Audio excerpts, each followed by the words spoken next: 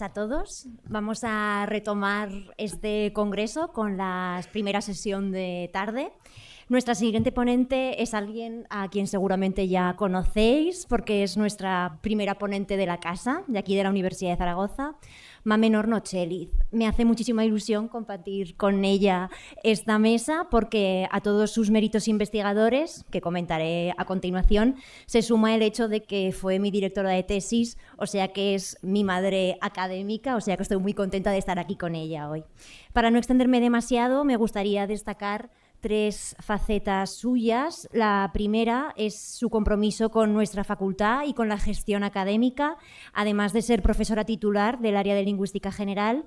Es desde 2020 la vicedecana de profesorado e innovación docente de esta facultad, de la Facultad de Filosofía y Letras. Ahora me parece que ya está en funciones, pero me parecía importante destacarlo porque ha hecho un gran trabajo y ha invertido un montón de horas en trabajar por nuestra facultad. En segundo lugar, también, por supuesto, tengo que destacar su faceta como investigadora. Mamen no solo es doctora en lingüística, sino que también es licenciada en psicología, con especialidad en psicología clínica. Estas 2 vertientes, una más teórica y otra más aplicada, se reflejan a la perfección en toda su trayectoria académica y también, como podéis ver, en el título de la charla de hoy. Su investigación se enmarca en el ámbito de la psicolingüística y le interesan temas tan diversos como la interfaz léxico-sintaxis, la estructura del léxico mental, la naturaleza de las categorías gramaticales. Sobre este último tema me gustaría destacar una serie de artículos que ha publicado hace nada, en colaboración con la doctora Ivanova, sobre el debate de si las categorías gramaticales tienen una naturaleza discreta o gradual en la revista Borealis. Es una lectura muy recomendable. En los últimos años se ha especializado cada vez más en el ámbito de la lingüística clínica, sobre lo que también nos va a hablar hoy, y está dirigiendo varias tesis sobre anomia, lenguaje y neurodivergencias, entre otros temas. Y por último, para no robarle más tiempo, no puedo dejar de mencionar su faceta como divulgadora. Colabora regularmente con distintos medios de divulgación, como la revista Letras Libres, es la creadora del hashtag de Twitter para lingüistas, que seguro que conocéis, alrededor del cual se ha creado una enorme comunidad de usuarios interesados por las lenguas. Tiene una sección quincenal en el programa La Cadiera de Aragón Radio y a principios de este año publicó el ensayo Un cerebro lleno de palabras, que recibió el premio Archiletras de la Lengua a la mejor publicación del año. En fin, yo podría seguir hablando durante horas de Mamen. Su currículum, por supuesto, lo merece, pero para no quitar más tiempo de su conferencia, que estoy segura de que va a ser brillante como lo es ella, me callo ya y le cedo la palabra. Muchas gracias a todos y especialmente muchas gracias a Mamen. Bueno, muchas gracias, Natalia, por esta presentación. Para mí también es muy emotivo que me presente una de mis hijas más cercanas, porque está aquí con nosotros en el departamento. Yo quiero dar las gracias al comité organizador. Yo creo que una de las cosas que te da la edad es que empiezas a admirar y a agradecer a los que han sido tus alumnos, ¿no? Y esto es muy interesante, porque estamos acostumbrados a admirar a nuestros profesores, pero cuando empiezas a admirar a tus discípulos, ¿no? o a los estudiantes que has visto en clase, pues eso ya es otro nivel. Quería daros las gracias también a todos vosotros por venir esta tarde. Yo tengo que decir que no soy especialista en emociones, pero este seminario de SILEX, cuando nació, esta mañana nos lo recordaba José Luis, nació también con el objetivo de presentar lo que estamos haciendo los miembros del grupo, y como dentro de la lista de ponentes maravillosos y especialistas en emoción nadie hablaba de terapia y yo estoy trabajando en esto desde hace pues ya 5 años, pues bueno, me decidí a venir, pero las cosas claras, yo soy muy honesta y mi trabajo no es específico de emociones, aunque hoy de lo que voy a hablar es claro de emociones. El título que les di a las organizadoras cuando me lo pidieron, Palabras y salud mental, una relación bidireccional, del laboratorio psicolingüístico a la aplicación terapéutica, me marea hasta a mí. Así que como yo tengo una mente muy visual y me explico mejor cuando me hago un esquema, pues me he hecho un esquema de qué es de lo que tengo que hablar. Tengo que hablar de palabras, tengo que hablar de salud mental. Para relacionar las palabras con salud mental tenía que pasar por la emoción, obviamente. Voy a hablar de lo que sabemos sobre las palabras después de trabajar en el laboratorio psicolingüístico y lo voy a aplicar a la terapia. Ahora ya más o menos me he aclarado de qué es lo que tengo que hablar. Voy a empezar por el principio y voy a ir de puntillas porque esta mañana ya hemos hablado muchísimo de esto. Las emociones relacionadas con la salud mental. Bueno, ya sabemos que las emociones tradicionalmente se han clasificado por 2 variables, valencia y arousal. Esta mañana hemos aprendido que además había una tercera, que es la de poder, la de si sentimos que controlamos o no sentimos que controlamos. La valencia, aunque se llama positiva y negativa, no nos dice nada sobre su adaptabilidad, es decir, tanto las emociones positivas como las negativas son buenas, esto también se ha dicho esta mañana, y lo que tenemos que controlar es el arousal. Tenemos que controlar el arousal en los 2 extremos, tanto en el extremo de maximizar las emociones, porque nos puede llevar a no controlar, ¿no? y a tener pues, ansiedad, por ejemplo, como el arousal por abajo. Cuando una persona no siente emociones o las siente muy bajitas, también tiene problemas de salud mental o puede tener problemas de salud mental. Puede tener anedonia, es decir, pues que nada le causa placer, puede tener distimia y esa distimia con el tiempo se puede convertir en un problema mayor, ¿no? De un trastorno de depresión mayor. Por lo tanto, de lo que vamos a hablar hoy aquí es de cómo se puede regular ese arousal para que esté en el nivel de flujo, para que no se nos vaya muy arriba y para que no se nos vaya tampoco muy abajo. ¿Qué tiene que ver las palabras con esto? Bueno, como os he dicho antes, yo no soy especialista en emociones. Si soy especialista en algo es en palabras desde el punto de vista psicolingüístico. Y tengo un objetivo desde que cumplí, sobre todo desde que cumplí ya una edad, no voy a decir cuál. Tengo un objetivo muy práctico, ¿no? Yo empecé haciendo un estudio de lingüística teórica, muy teórica. Luego me pasé con la licenciatura de psicología, me pasé a la psicolingüística, que era un poquito más abrirse a cómo funcionan los cerebros de verdad y las mentes. Y ahora, como ha dicho Natalia, pues me preocupa aplicarlo a la vida de la gente, a que vivamos mejor, ¿no? Entonces, la idea era poner la psicolingüística, lo que yo había aprendido, gracias a los impuestos de todos los españoles, pues todo lo que he aprendido sobre psicolingüística, aplicarlo a los procesos terapéuticos. Bueno, ¿qué tiene que ver las palabras con las emociones? Pues a mí así a bote de pronto, cuando me pidieron un resumen, se me ocurrían 3 ámbitos. Del primero no voy a decir nada. Y no voy a decir nada, bueno, casi nada. No voy a decir casi nada porque María lo va a hacer muchísimo mejor que yo, porque son las palabras tabú. Pero en ese resumen, por si alguien se ha leído el resumen y luego me viene y me dice, mamen, de las palabras tabú, ¿qué? Porque estaban en el resumen, pues os diré que las palabras tabú tienen mucho que ver con la regulación de las emociones. Es una regulación de emociones natural, es decir, nosotros nos regulamos emocionalmente diciendo palabras tabú. Esto está muy estudiado. Como digo, yo no voy a decir nada, pero os recomiendo, si no lo habéis leído, este libro que es, además de muy instructivo, es muy divertido. Y si no os interesa el libro, pues Virne tiene muchos vídeos en YouTube donde podéis encontrar charlas magníficas. Y una última cosita, y ya después lo dejo para que María nos cuente bien lo que son las palabras tabú. Un estudio del que me gusta mucho hablar es el estudio de 2011, en el que se vio que las mujeres mayores de 50 años con dolor crónico que utilizan las palabrotas como una forma de regular sus emociones tenían como consecuencia aislamiento social muchas veces. Es algo así como, encima que vengo a cuidarla o a ayudarla, encima es una mal hablada, ¿no? Algo así.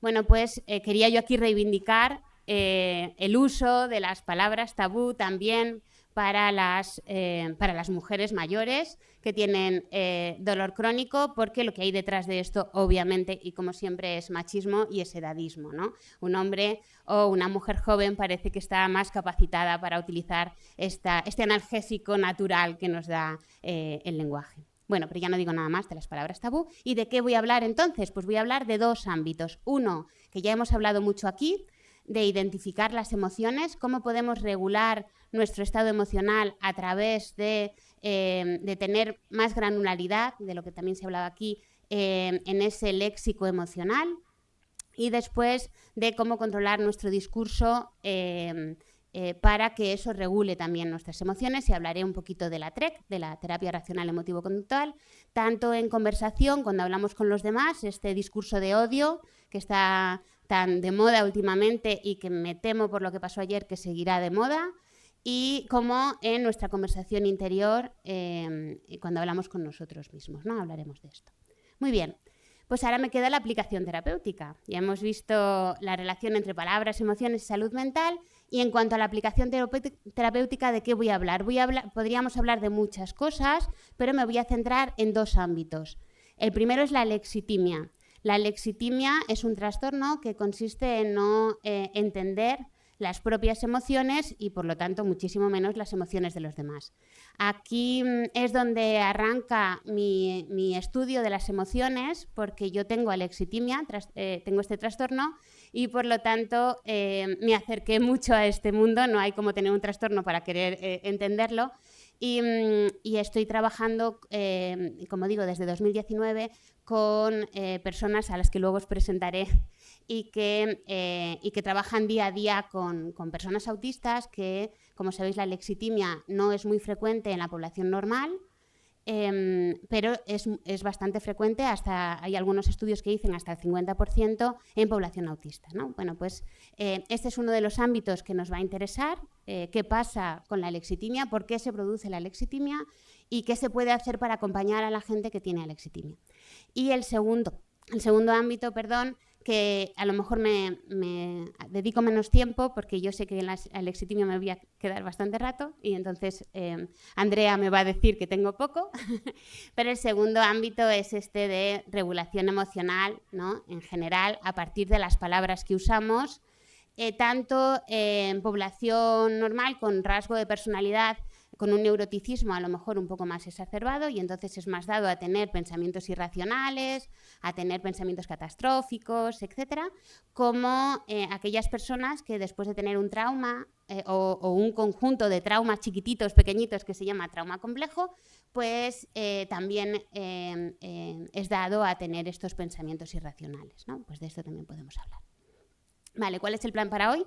Pues primero hacer una pequeña introducción, que la buena noticia es que ya la hemos hecho, y después voy a ir de lo más general a lo más particular.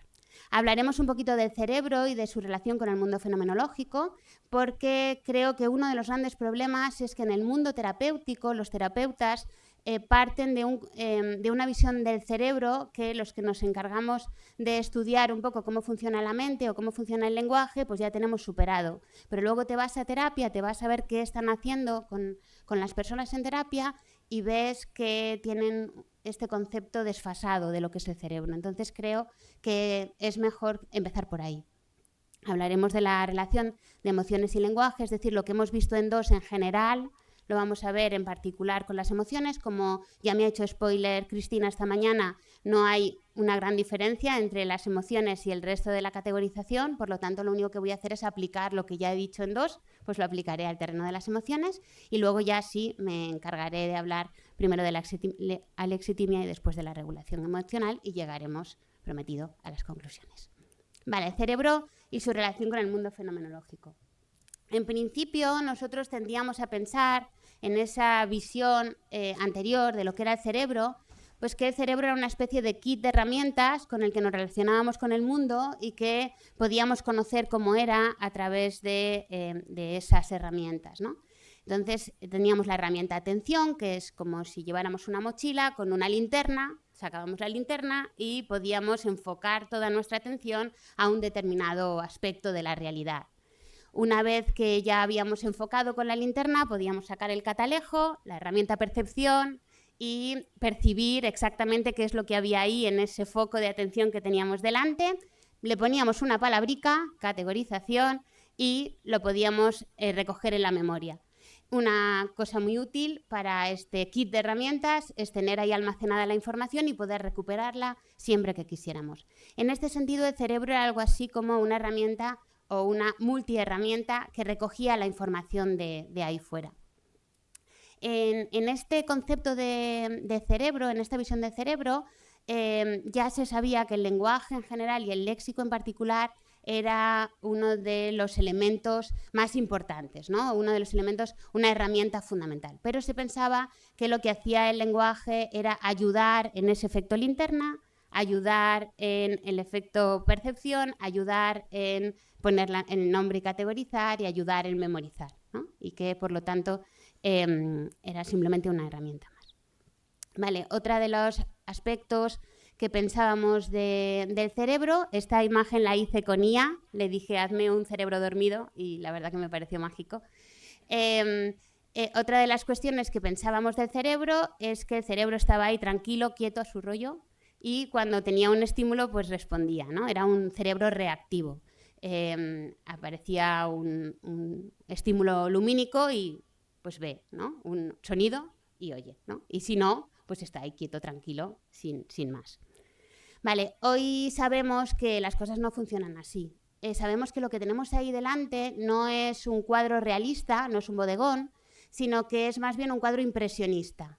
Y que lo que tenemos son pinceladas, ¿no? A lo que accedemos con nuestro sistema perceptivo son pinceladas que nuestro cerebro tiene que interpretar. Es decir, no recoge exactamente lo que hay fuera, sino que lo que hace es juntar pinceladas y darle un sentido.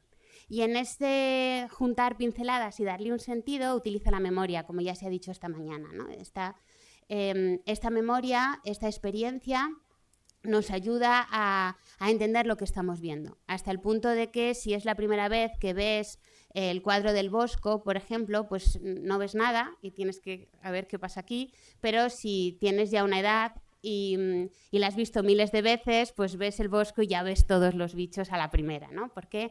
Porque cuando vemos, en principio, no solo estamos recogiendo los estímulos, sino que estamos previendo lo que vamos a ver y por lo tanto nuestro cerebro está construyendo. Esto los lingüistas lo sabemos muy bien porque los estímulos auditivos que escuchamos no los escuchamos sonido a sonido y después le damos un significado, sino que en paralelo tenemos procesos de arriba abajo en los que estamos prediciendo lo que va a decir el otro, ¿no? Y si no fuera así sería imposible una conversación en tiempo real. Por lo tanto, esto a los lingüistas no nos extraña nada. Nuestro cerebro predice y nuestro cerebro construye el mundo. Cada vez hay más pruebas también en neurociencia de esta retroalimentación, de este feedback entre la memoria y la percepción, ¿no? Que nos va haciendo ver o nos va haciendo escuchar lo que él piensa que vamos a ver o a escuchar. Otro asunto del que hemos hablado antes es que el cerebro era un cerebro reactivo y que estaba ahí tranquilo hasta que llegaba el estímulo. Hoy sabemos que el cerebro no duerme nunca. Algunos ya lo intuíamos, ¿no? Los que tenemos un cerebro especialmente pesado, pues ya intuíamos que dormir no dormía. Pero sabemos que hay una red neuronal por defecto que tiene que ver con los sueños, con la imaginación, con ese vagar de la mente, etc. Este libro ya ha aparecido esta mañana, el libro de Feldman Barrett, y va a ser muy importante en esta charla porque creo que estamos teniendo como una evolución. Cristina, la profesora Soriano, era muy escéptica, Ana Rojo era un poco menos escéptica, a mí me encanta Feldman Barrett. Hay algunas cosas que me gustaría discutir con ella en un café, o sea que si nos ve, pues no es que todo lo que diga esté de acuerdo, a lo mejor no lo entiendo, a lo mejor necesito hablar con ella más, pero me gusta mucho la perspectiva que tiene. Bien, en general lo que podemos decir es que si el cerebro solo fuera reactivo sería ineficiente. Luego, para entender cualquier cosa que hacemos, también identificar emociones, tenemos que entender que nuestro cerebro tiene que predecir la emoción que va a sentir. Para este ejercicio de predicción y de comprensión del mundo a través de la memoria, las palabras son una herramienta fundamental. Algunos conceptos se pueden aprender sin palabras y en esto no sigo a Barrett, en el sentido de que los animales, sobre todo los animales más cercanos a nosotros, tienen una capacidad semiótica y por lo tanto tienen conceptos, pero el hecho de tener palabras conlleva dos diferencias fundamentales. Una es la sutileza con la que, o la claridad con la que entendemos el concepto, de esto también se ha hablado esta mañana. Desaparece la niebla mental y aparece como más píxeles, ¿no? Como que lo tenemos más definido cuando tenemos la palabra. Y por otra parte aparecen conceptos que sin palabras no podrían aparecer. Sería imposible pensar en jueves si no tuviéramos lenguas. Por lo tanto, estos conceptos, que además tienen que ver con la realidad social y con nuestra interacción con los demás, son fundamentales, o es fundamental tener un léxico detrás. Vale. No sé qué veis ahí. Me imagino que veis una rana, un sapo. Y si yo os digo, como dice Barrett en su libro, ¿cuántas personas ves en el dibujo? Pues de repente van apareciendo las personas. Hay 1, 2, 3, 4, 5, veo yo. Pero además, una vez que ves las 5 personas, no puedes evitar verlas, ¿no? Bien, este ejercicio, que no deja de ser un juego para las 4 de la tarde, que estamos todos un poco, es mala hora, pues lo que nos dice es que tener la palabra o saber lo que tienes que ver te permite percibir mejor. Cuando tu memoria ya te está diciendo lo que va a venir a continuación, la percepción es más clara. Y tenemos experimentos de tipo perceptivo unidos a etiquetas lingüísticas para aburrir. Bien, otra cosa que también se ha dicho esta mañana es que las palabras nos permiten tener una percepción más sutil del mundo, ¿no? Entonces, cuantas más palabras se tienen, más sutil es la percepción. Y aquí tenemos, a mí me gusta bastante el sabor ácido, pero para mí todos los sabores ácidos son iguales y, sin embargo, si yo hubiera hecho caso a mi padre y hubiera estudiado más inglés, pues probablemente tendría un sentimiento, una sensación, una percepción de lo ácido diferente, porque tienen más palabras. Bien, las palabras también ayudan a la memoria del concepto, incluso en los bebés. Si a los bebés les presentas determinados conceptos con una palabra, con una etiqueta lingüística, luego lo reconocen más fácilmente. Ya sabéis que se suele ver con cómo de fuerte chupan el chupete, para saber si para ellos es algo nuevo o no. Y además hay muchos experimentos que son muy interesantes sobre cómo son capaces de aprender conceptos inventados los bebés si tienen una etiqueta lingüística. Les presentas una serie de objetos que no tienen características en común o no tienen una característica en común muy saliente y les dices, mira cariño, todo esto es un book y esto otro es un pack. Y los niños son capaces, con su capacidad de generar patrones, de buscar qué característica tienen unos que no tienen otros y después pueden clasificar los objetos. Luego, a través de las palabras, somos capaces de conceptualizar y de clasificar cosas que no existen en la realidad. Madre mía. Bueno, los conceptos, ¿cómo se consiguen los conceptos? Bueno, pues tenemos la percepción. Nosotros estamos viendo, estamos oyendo, estamos oliendo, etcétera, nuestra capacidad de hacer patrones, la importancia del contexto, el mundo en relación con nosotros, un contexto dinámico donde nos relacionamos con todos, con el mundo, la importancia de para qué utilizo yo esos conceptos y a partir de ahí la palabra y la abstracción. Es decir, yo veo un perro, mira cariño, un perro, un perro, un perro, un perro, un perro, con la etiqueta perro, llego a un prototipo. Y a partir de ahí, la próxima vez que vea algo, lo voy a comparar con ese prototipo y además fijaos que ese perro tiene un nivel ordinado, ni demasiado genérico ni demasiado específico. Esta forma de conceptualizar es lo que Kahneman llamaba tipo 1. El proceso de tipo 1 es rápido, automático, inconsciente y sirve para el día a día y tiene que ver con los prototipos. Hay otra forma de hacer conceptos que es el tipo 2. Por favor, no entendáis tipo 1 y tipo 2 como dos estructuras distintas, ni siquiera a lo mejor como dos redes neuronales absolutamente distintas. Seguramente estarán solapadas, ¿no? Pero la diferencia fundamental es que el tipo 2 es más lento. En el tipo 2 es lo que hacemos los científicos cuando estamos definiendo proteína o morfema. En esas definiciones hay unos límites concretos, ¿no? Es un prototipo más o menos, no. Hay unos límites concretos. Todos los ejemplares tienen el mismo valor y o eres morfema o no eres morfema, o eres proteína o no eres proteína, y es como conceptualizamos cuando tenemos tiempo, es lógico. Quedaos con esto, que luego esto será importante. Bien, me voy con las emociones. La expresión de las emociones, desde el libro de Charles Darwin, tenía que ver con que las emociones estaban ahí fuera y nosotros lo que teníamos que hacer era observar las emociones, ya sabéis, ¿no? Sacar nuestro kit de herramientas, la linterna, el catalejo, la cámara de fotos y entender las emociones que estaban ahí fuera. Y por eso teníamos esta expresión universal de las emociones que ya Cristina ha puesto en su lugar esta mañana y ha dicho que, bueno, igual no.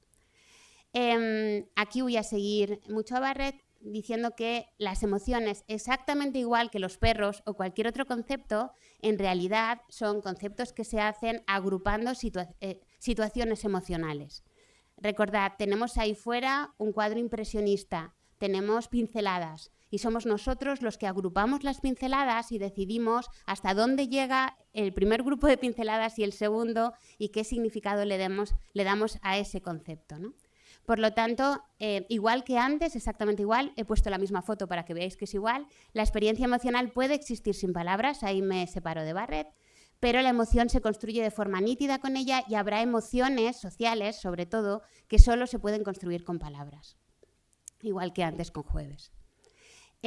Cuantas más palabras emocionales tenemos, más sutiles somos, y aquí pues he traído el trabajo de Mopro de mis compañeros y amigos de Tarragona, porque cuantas más palabras conoces, con más o menos relación con el prototipo emocional, más, como decíamos antes, más sutil puede ser.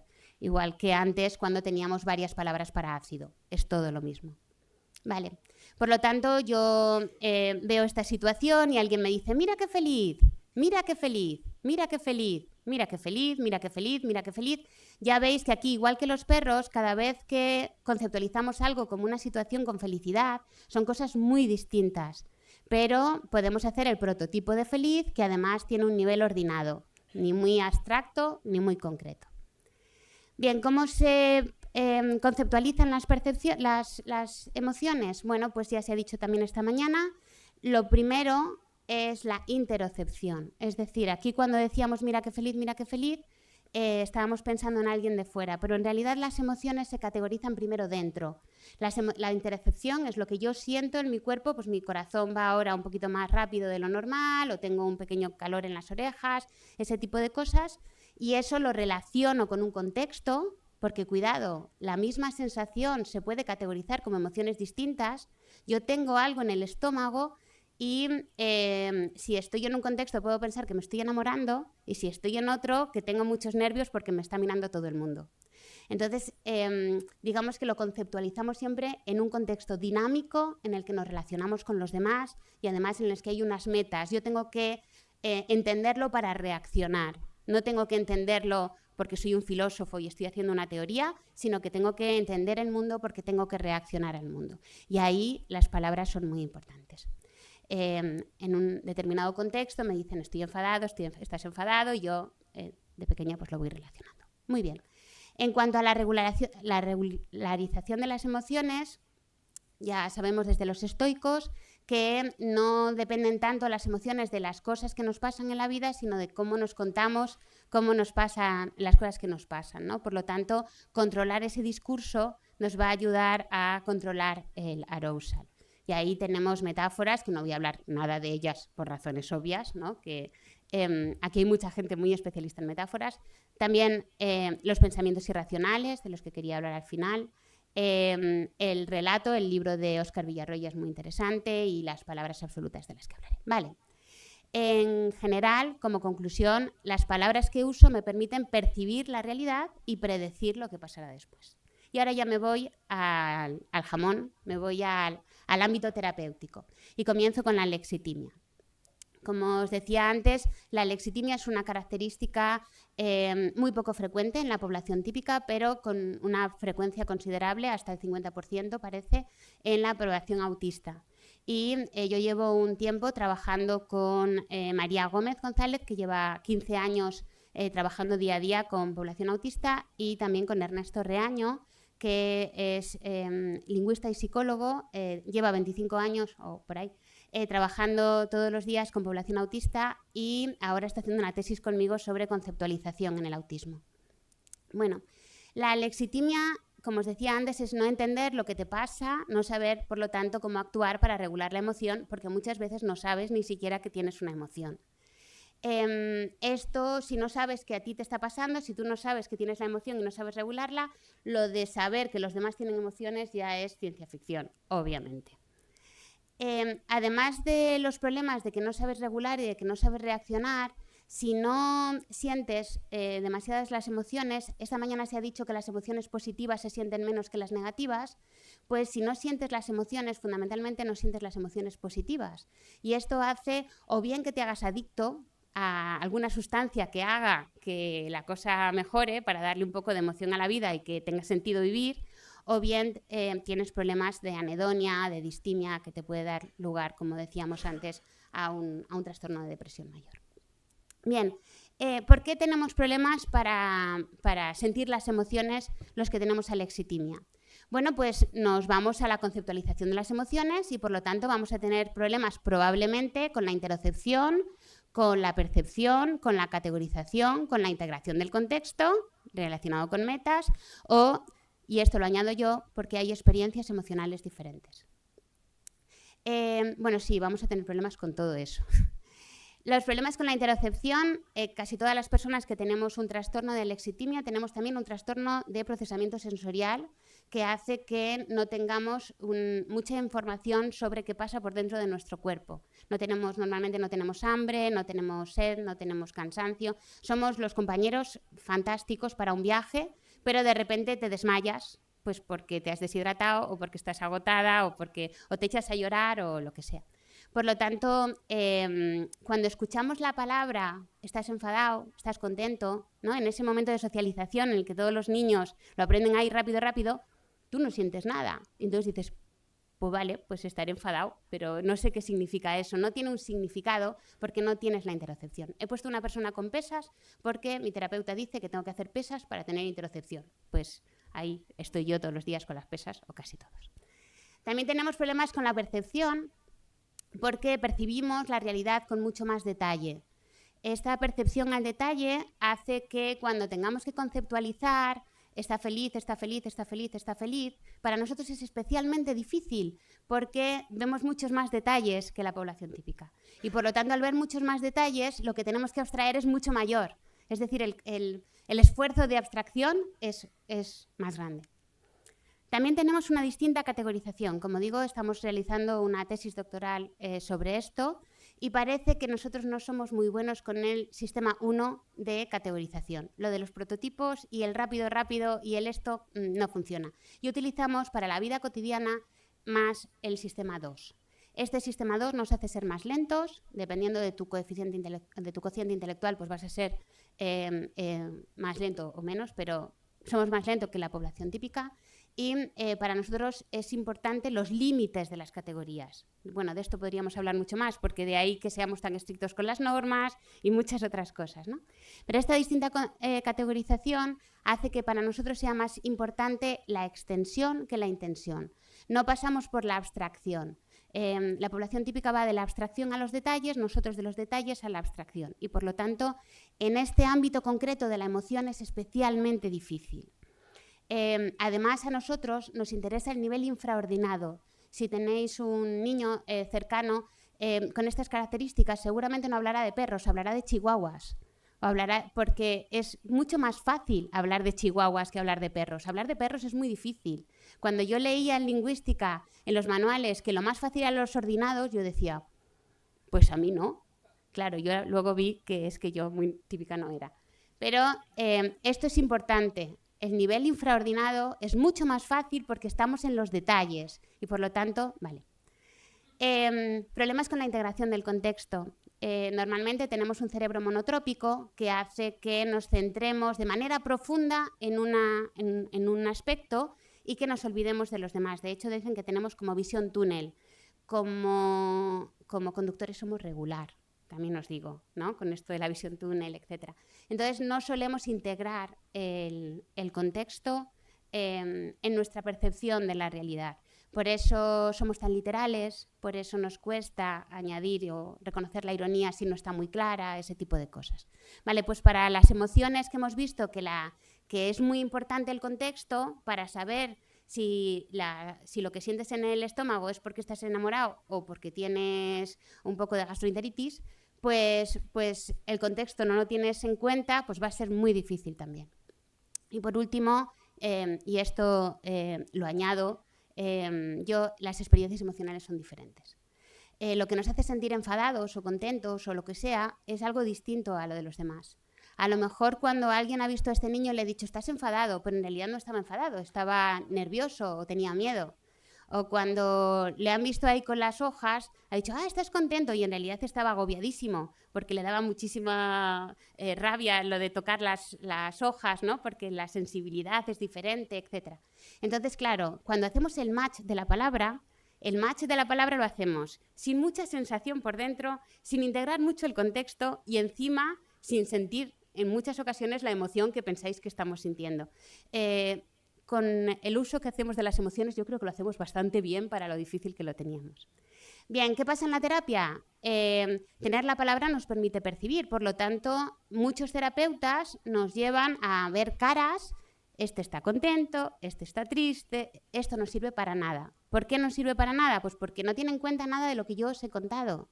El acompañamiento terapéutico tiene que ser, primero, más importante la interocepción que la expresión. Luego, cuéntame qué es lo que tengo que sentir para entender el enfado, qué es lo que tengo que sentir por dentro, no qué cara pone nadie, sino qué tengo que sentir yo. Empezar por la interocepción.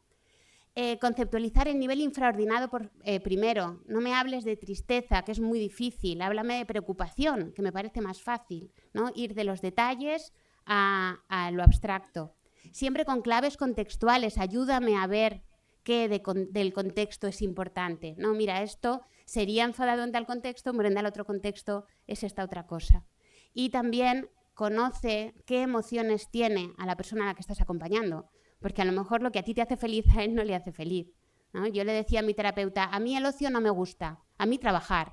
Y me decía, ¿pero qué es ocio? Hombre, sí, pues ocio, estar todo el día ahí saliendo, todo el día por los bares, todo el día tal, todo el día cual. A mí eso me cansa mucho, un rato bien, pero luego... No, es que ocio no es eso, ¿no? Pues tenemos la sensación de que las emociones son lo que la sociedad dice que son las emociones, pero tiene que ser una experiencia interior de uno. Luego conoce a quien estás acompañando para saber cuándo realmente está enfadado y cuándo realmente está... Y, claro, cuantas más palabras emocionales se tienen, más útil se es en distinción de emociones. Está muy bien ir a la granularidad, ¿no? Pero teniendo en cuenta las características. Algunas de estos consejos que estoy dando para las personas que tenemos alexitimia, yo creo que se pueden hacer extensivos a toda la población. Por ejemplo, cuando hacemos esa granularidad en terapia, es importante tener en cuenta el nivel de interocepción, es decir, no solo expresión, sino sobre todo interocepción, y es importante las claves contextuales, ¿no? Entonces, eso yo creo que se puede. Vale, por medio del lenguaje, ¿cuánto me queda? Vale. Voy a ir muy rápido porque además... Ya os he dicho antes que tenemos una red neuronal por defecto, que esto no para y que, por lo tanto, cuando no lo estamos dirigiendo nosotros, pues entonces va a su libre albedrío. Como hemos dicho esta mañana, la evolución permite que sobrevivas, pero no le importa nada que seas feliz. Por lo tanto, esta red neuronal por defecto muchas veces se traduce en una voz interior que se va a fijar en los aspectos negativos. Es decir, los aspectos negativos van a tener mucha más importancia para esta voz interior porque nos permite reaccionar y tener menos errores. Ya lo hemos aprendido con Ana Rojo esta mañana, que si tenemos emociones negativas tenemos menos errores. Luego, la evolución nos lleva a tener estos pensamientos catastrofistas y pensar en todo lo que hemos hecho mal en el pasado y en todos los peligros que vamos a tener en el futuro. Luego, como a nosotros nos interesa sobrevivir está bien, pero nos interesa más ser felices mientras estamos sobreviviendo, porque si no se nos va a hacer muy largo, tenemos que controlar estos pensamientos que tenemos por defecto y obligarnos a centrarnos en lo positivo, ¿no? Y la terapia racional emotivo-conductual, que no me da tiempo de contaros, es muy interesante en este sentido, en el sentido de que intenta que controles los pensamientos irracionales y que los sustituyas por pensamientos racionales, ¿no? Preguntas como, ¿tengo pruebas de que es como yo lo veo o es una visión subjetiva? ¿Es racional ese pensamiento? ¿Es ajustado a la verdad de forma literal? ¿Qué probabilidades hay de que eso tan horrible que piensas que te va a pasar realmente pase? Es muy interesante escribir. Esta voz interior que tenemos ahí todo el día, es muy importante escribirla y hacer un distanciamiento y hacer un pensamiento racional acerca de todo esto.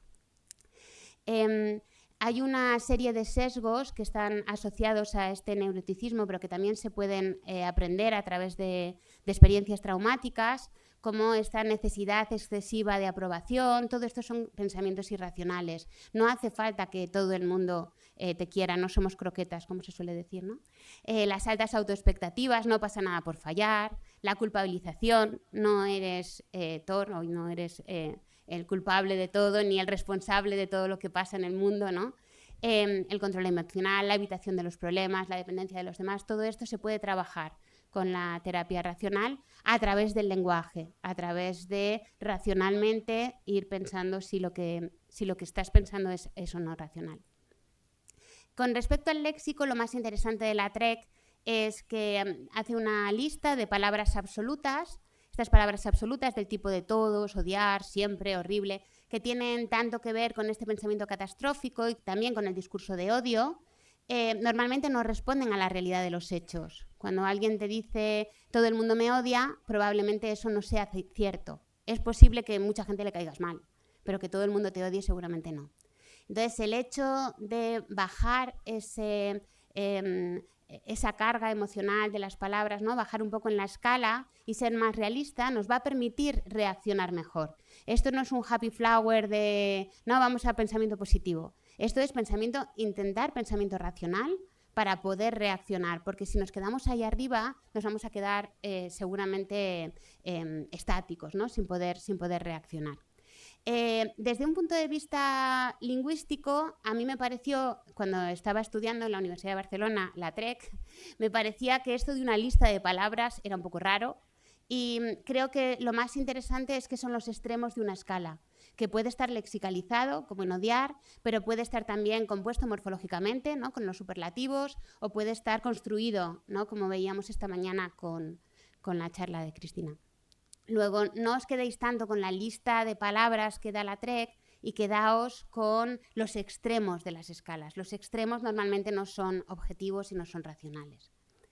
Y bueno, yo os decía que era como una pescadilla que se muerde la cola, ¿no? Que determinadas palabras emocionales son la consecuencia de determinados estados emocionales, pero esos estados emocionales se potencian también por esas palabras emocionales, ¿no? Entonces hay que romper el círculo. Es decir, como estoy muy angustiada, como estoy con la emoción por arriba, con el arousal a tope, pues todos los planteamientos que se me ocurren es todo el mundo me odia, siempre me pasa esto, etc. Pero precisamente por decir siempre, todo, odia, tal, estoy subiendo mi arousal, ¿no? Entonces hay que romperlo por algún lado. Hay algunas terapias que lo rompen por la parte, digamos, fisiológica y te ponen a meditar o te ponen a estar relajado, a hacer yoga, tal y cual. Una alternativa complementaria es cambiarlo por el lado de las palabras, ¿no? Creo que se puede hacer a la vez por las dos. Y determinadas mentes hiperrealistas, como por ejemplo la mía, tiene una mejor consistencia la terapia en este sentido, en la terapia racional, porque es muy difícil dejarse llevar, no ser controlador, fluir, meditar, etc. Todo eso es muy difícil, es casi más difícil que entender tus propias emociones. Entonces es más fácil, y si a alguno le sirve, es más fácil empezar por el lenguaje, ¿no? Y controlar los pensamientos y controlar las palabras que usas para hablar de ti mismo. Y ahora ya sí, que hay que tener una relación sana con nuestra voz interior. Y me voy a las conclusiones. Las palabras que utilizamos, lo que he querido dejaros hoy aquí, es que las palabras que utilizamos para nuestra relación con el mundo nos permiten entenderlo y regular nuestra conducta, también con las emociones, igual que con el resto de conceptos. Las experiencias emocionales necesitan conceptualizarse en emociones para poder ser comprendidas y reguladas. Por lo tanto, las palabras son fundamentales. Este vocabulario apropiado se tiene que vincular o bien naturalmente o bien a través de terapia con la interocepción y con el contexto, con un contexto dinámico. O sea, fuera ya las hojas con caritas alegres y tristes que no sirven para nada, porque tú eso lo haces bien y dices, lo hago fenomenal, y luego te vas al mundo real y no funciona, ¿no? Entonces, tienen que ser contextos dinámicos y contextualizados, y no consiste solo en aumentar el vocabulario emocional, incluso en las personas que no tengan alexitimia, no consiste en que aprendan más palabras, incluso de otras lenguas que hemos dicho antes, sino que lo incorporen con sensaciones, con interocepción y con contextos concretos. Y, en segundo lugar, el control de nuestras palabras va a conseguir regular nuestras propias emociones. Así que en terapia nos van a ayudar a identificar las palabras absolutas, esos momentos que estamos ahí arriba, y a sustituir los pensamientos irracionales y las palabras por algo más objetivo y más ajustado.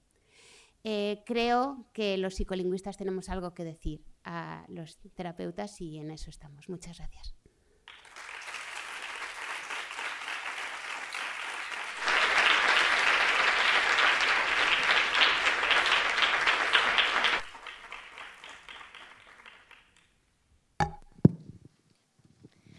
Muchas gracias, Mamen, por esta charla tan interesante. No sé si hay alguna pregunta en la sala. ¿Nadie se anima? ¿Tenemos alguna en YouTube? Nos has dejado a todos fascinados, Mamen. Si no, No sé cómo tomármelo. yo tengo una pregunta. Sé que has comentado que lo importante es la interocepción, ¿no? Cómo te sientes tú, pero también se trabaja en terapia con, por ejemplo, la familia o la pareja, los amigos de una persona que tiene alexitimia. Sí, bueno, al menos se debería, ¿no? Cualquier tipo de terapia es importante que sea naturalística, es decir, que lo que estás haciendo en terapia luego lo puedas hacer en los contextos naturales, y para eso necesitas que las personas que están en tus contextos naturales entiendan cuál es tu dificultad y que sepan cómo reaccionar, ¿no? Pero en este caso todavía más, porque la conceptualización es un hecho social. Es decir, a partir de la conceptualización, a partir de las palabras, viene toda la cultura. Lo importante es saber que el que viene es un león, es que sabes qué hacer a partir de ahí, y no distinguirlo de un perrito, ¿no? Es saber cómo te tienes que comportar, y eso te lo dice la cultura, porque afortunadamente no tenemos muchas experiencias con leones. Pues con las emociones lo mismo, ¿no? Lo importante de saber cómo se llama esto que siento, lo importante es primero sentirlo, pero cuando tienes la palabra y la tienes enganchada, tú luego puedes tener como esa reflexión contigo mismo, ¿no? A ver, ¿qué estoy sintiendo? ¿Qué me está pasando? Y entonces ahí vas creando la palabra y vas haciendo el match. Y en eso es fundamental, claro, que sea en un contexto naturalístico de familia. Vale, me parece que tenemos una online. Pregunta Nigel Mancini. Estimada Mamen, muchas gracias por la maravillosa ponencia. Quería hacer la siguiente pregunta. En la TREC y otras terapias cognitivas, generalmente se trabaja de manera individual con una persona. Dado el enfoque de la TREC, quería saber su opinión acerca de las intervenciones educativas o grupales. Sí, bueno, con la TREC, hasta donde yo sé, no es solo individual. Hay terapias colectivas, ¿no? Creo que es muy importante la interacción, y por lo tanto cualquier trabajo en grupo va a ser muchísimo mejor. Lo que pasa es que también creo que tienes que estar preparado para ir a una terapia de grupo. Entonces, creo que primero te tienen que dar como herramientas, ¿no? Y después sí, el trabajo colectivo es muchísimo más adecuado. Muchas gracias.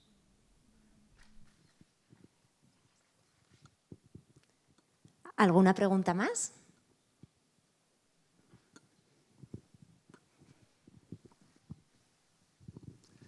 Hola.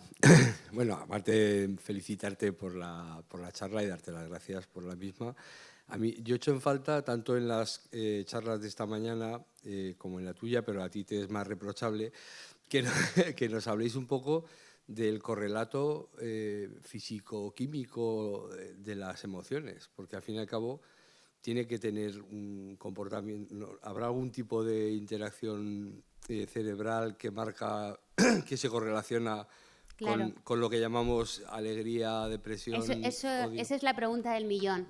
Si ha ocupado tiempo a los investigadores buscar la expresión de las emociones, ir viendo si el ceño fruncido significa una cosa u otra, que ya esta mañana ya hemos visto que el ceño fruncido puede significar distintas cosas, pues esto ocurre también con, digamos, con toda la parte neurofisiológica, ¿no?, de las emociones. No hay una zona del cerebro asociada a cada una de las emociones, ni mucho menos. Tampoco hay unas sustancias químicas especiales para una determinada emoción, y de ahí viene la parte sociobiológica del ser humano, ¿no? Es decir, los seres humanos tenemos una parte neurofisiológica, que por supuesto que hay determinadas características que están, por ejemplo, en emociones como la ira, que no están en emociones como la felicidad. Hay un sustrato ahí, pero hay una parte también de qué circuitos neuronales yo pongo cuando estoy interpretando que estoy airado, que estoy triste o que estoy tal. Y esto se aprende, como todo, en socialización, y se aprende también a través del contacto con los demás, a través de la cultura, etcétera, ¿no? Entonces, cuando nosotros decimos que cultura y biología están juntos, que hicimos un sílex para cultura y biología, cuando nosotros lo decíamos en ese momento, yo no era consciente de hasta qué punto, porque la parte neurofisiológica también tiene que ver con la parte cultural. Es decir, cómo reacciona mi cerebro tiene que ver con el medio y con las experiencias que tengo, ¿no? Entonces, es cierto que hay una parte fisiológica, digamos, de trazo grueso, pero no se encuentra una explicación neurofisiológica específica para cada una de las emociones. Hay ahí reinterpretación cultural. Muy bien, entonces, perdona, ya un complemento, ya que como hay tiempo, entonces las emociones que teníamos cuando éramos cazadores-recolectores en la sabana antes de salir de allí son distintas a las que tenemos ahora por la complejidad cultural que hemos alcanzado, o tenemos una relación distinta con las emociones mismas, con las mismas emociones, porque de alguna forma tienen que ser el producto de la evolución, las propias emociones, ¿no? Claro. Yo creo que el problema ahí está, o sea, yo no soy tampoco especialista en recolectores ni en evolución del lenguaje, como tú bien sabes, pero yo creo que aquí el problema está en seguir hablando de emociones, ¿no? Es como si estuviéramos hablando de un concepto que en realidad es un conjunto de situaciones emocionales, ¿no? Entonces, ese conjunto de situaciones emocionales podemos darle una interpretación cognitiva u otra. Entonces, el cerebro, hasta donde yo sé, que tampoco es mucho, el cerebro de los recolectores es el mismo cerebro que tenemos ahora, ¿no? La interpretación que hacemos de lo que sentimos es distinto, pero es distinto de ellos, y es distinto la que haces tú y la que hago yo. Bueno, yo que soy otra cosa, pero cualquier otra persona que no tenga lexitimia, ¿no?, y que haga alguna interpretación sensata de sus emociones. Quiero decir con esto que cualquier tipo de diferencia con respecto a su entorno y a las metas y a para qué tiene que sentir las emociones, va a llevar una conceptualización distinta de las emociones. De ahí, por ejemplo, que es que no he querido hablar de empatía, pero ahí, por ejemplo, para comprender lo que siente el otro, es muy importante que seas como el otro. Es decir, es muy difícil entender lo que siente el otro si el otro pertenece a otra cultura completamente distinta de la tuya. Es más fácil entender lo que siente una persona que tiene las mismas características sociales, sociolingüísticas que tú, que una persona que tenga otras características. Luego, digamos que no es los recolectores y nosotros, sino todos nosotros, con todas las variables, ¿no?, y todas las emociones y así. Y cómo entendemos lo que nos está pasando por fuera y por dentro. No sé si te he contestado. Sí.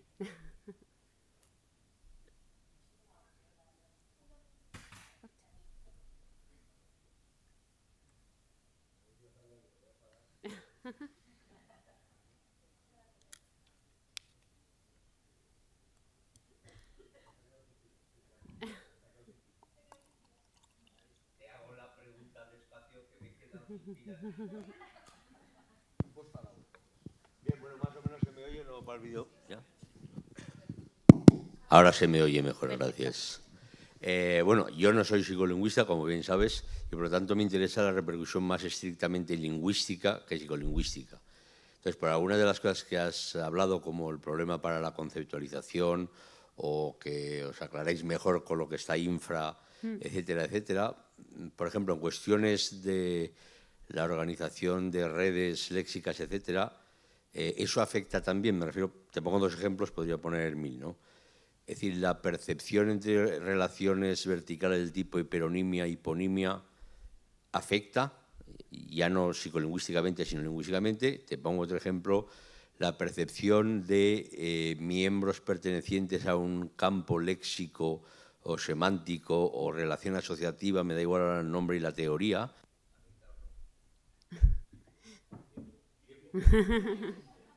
Vale. No lo hemos mirado, o sea, no hemos hecho experimentos específicos. Lo que estamos mirando es cómo nos influye o cómo no nos influyen los prototipos, ¿no? en tiempos de reacción y así, y cómo eso va cambiando a lo largo de la edad, porque nosotros también nos culturizamos y entonces los prototipos al final acaban siendo más importantes en la edad adulta que en la edad infantil. Pero no hemos mirado las relaciones semánticas. Ahora bien, lo que yo espero es que, claro, en general, las personas alexitímicas que somos porque tenemos estas otras características, porque también hay personas que son alexitímicas porque han tomado drogas o porque han tenido, ¿no? O sea, se puede llegar a ser alexitímico de otras maneras, ¿no? No son todos congénitos como es mi caso, ¿no? Pero los que tienen este perfil del que he hablado yo, que tienen una percepción al detalle, etcétera, las redes léxicas son mucho más ricas, ¿no? Porque solemos tener más vocabulario, porque nos interesan más los detalles. Por lo tanto, también, bueno, muchos tenemos hiperlexia. Por lo tanto, esta hiperlexia hace que estemos leyendo todo el rato y eso hace que nuestro vocabulario sea mucho mayor y, por lo tanto, que las relaciones léxicas sean de muchos elementos, ¿no? Dentro de un campo semántico, porque nos interesa mucho la precisión. La precisión nos da seguridad, ¿no? Y de ahí que normalmente parezcamos pedantes, algunos lo somos, otros no, pero lo parecemos todos, porque vamos siempre al infraordinado, ¿no? Ahora bien, lo rápidos o lo lentos que somos en relacionar un hiperónimo y un hipónimo, no lo sé, pero me encantará saberlo y es un experimento que me apetece hacer. Probablemente seremos más lentos, pues somos más lentos en todo, en general, ¿no? Pero no sé si específicamente en esto lo vamos a ser, me lo apunto. Muchas gracias, Mamen, y muchas gracias a todos.